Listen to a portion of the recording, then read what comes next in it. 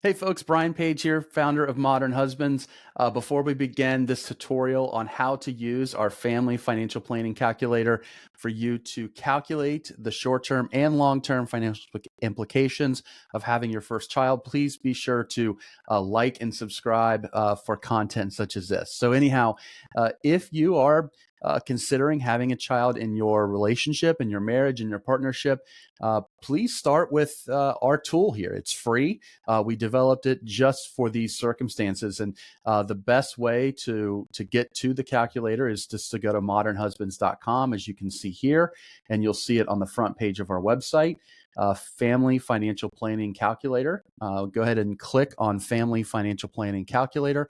And then once you're there, you'll see that this was developed in partnership with FinMango, which we're very proud of, and that this empowers dual career couples to assess the short-term and long-term financial implications of having their first child.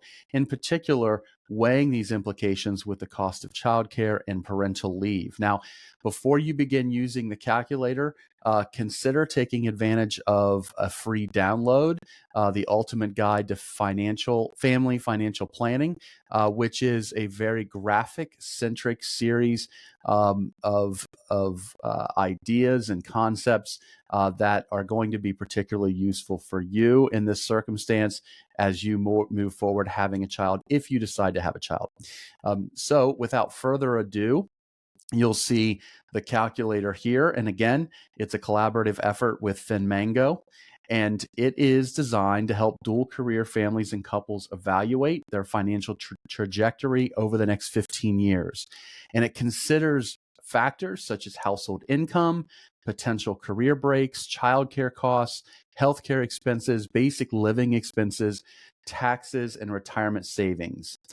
We have pre-populated the fields with example numbers. Feel free to adjust these to match your specific situation. So let's go ahead and get started. First, the family type is important. So for dating couples, dual income, no kid, or child-free couples, couples who have decided to live a child-free life, that is an option. If you want to have children, you'll click on the family with children option. And we've pre-populated some average salaries here. You can go in and change these to meet your salary. And then the next option here is to, with your partner, decide whether one of you or both of you are going to leave the workforce without pay. That's important, without pay, because that's part of the calculation. And then if so, enter that amount of time. So let's say, for example, spouse one is going to leave for 3 years.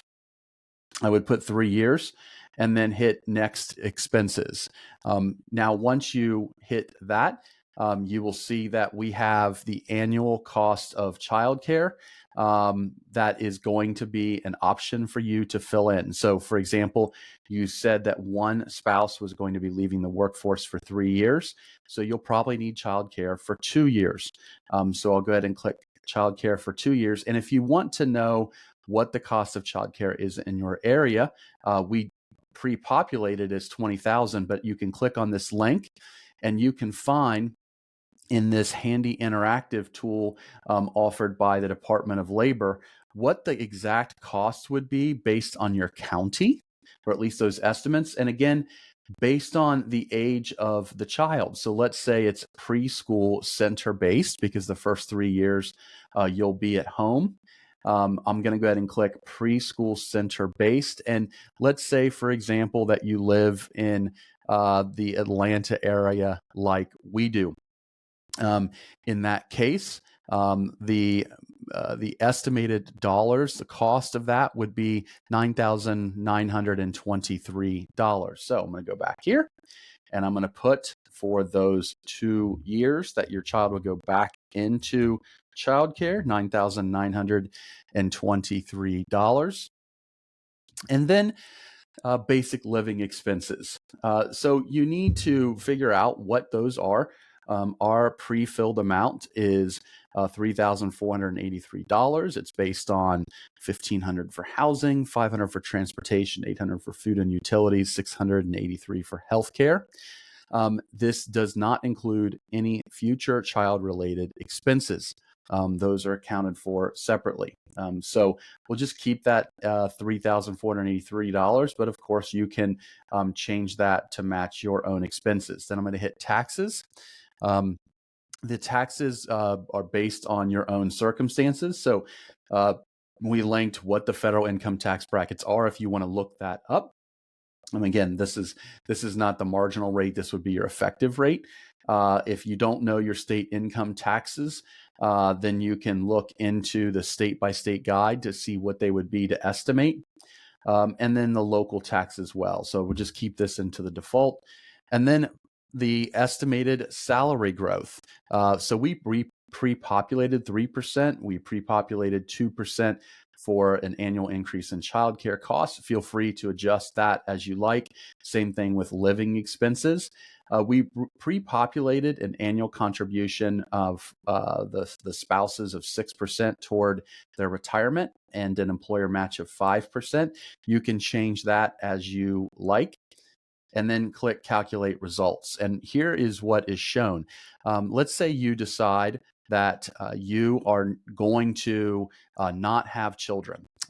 So that would be the DINK scenario. So the income earned over 15 years and retirement balance after 15 years would be over 1.3 million, just shy of 1.4 million. Let's say that you decide to have children and to simply put in or pay for childcare. You would have just over $1 million earned in both retirement and income. Again, these are household dollars.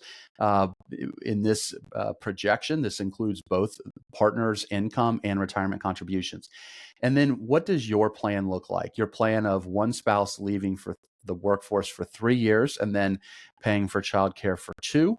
That means that your income earned over 15 years would be, and the retirement balance would be $862,000. So again, it's hard to put a price tag on the cost of a child. I'm in no way suggesting we shouldn't have children. I have 3 children myself, but you can see that if they were to simply stay employed and use childcare, it would be $1 million that would be earned and invested in the market, earning the market average.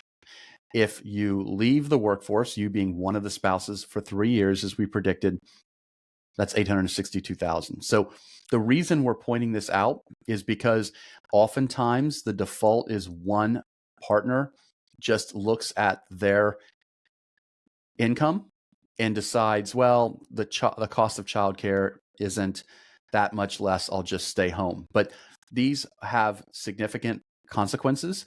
For example, for every year a woman leaves the workforce, she loses on average $295,000 in lifetime compensation. That includes retirement and all other benefits and income. And so that trade-off decision, although if that's what you want to do for your family, is wonderful, it does come with significant financial implications. And here, just over 15 years, you can see that if you were just to keep your children in childcare, that you would end up about $150,000 ahead of the game after 15 years. And you can see toward the top, to the bottom, I should say, we break all of these costs down line item by line item, so you can see what it would do to your personal finances. And you can see here, if you're going to leave the workforce for 3 years, you would be running at a deficit. So you would need to have saved at least $45,000 in order to afford that. The annual cost per child is based on USDA projections. And again, the remaining amount, so you're basing living expenses, your retirement savings, your income, your taxes, those are all based on your inputs. So anyhow, if you want to get to the calculator, you go to modernhusbands.com and you'll see at modernhusbands.com the family financial planning calculator. Please like and subscribe for future tips on managing money and the home as a team.